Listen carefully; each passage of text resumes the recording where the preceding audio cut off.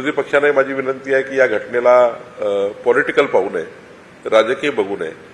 या घटनेला त्या ठिकाणी समाजकंटकाकडून जी घटना झाली आहे ते मुख्य आरोपी असतात. याचा समाजाचा किंवा राजकीय दोष नसतो. त्यामुळं सरकार म्हणून सर्वांनी याच्यामध्ये एफर्ट घेतलेले आहे.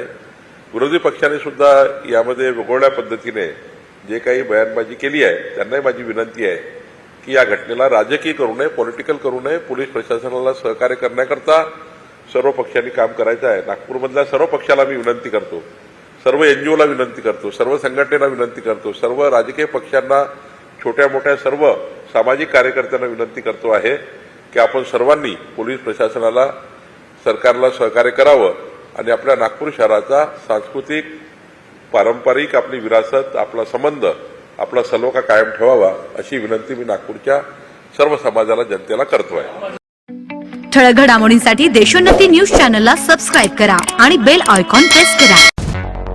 मुंबई, पुणे, नागपूर, मराठवाडा असो का विदर्भ, राजकीय, सामाजिक, शैक्षणिक क्षेत्र असो का क्रीडा, सर्वच घडामोडीचे विश्लेषण पाहायला विसरू नका. फक्त देशोन्नती न्यूजवर.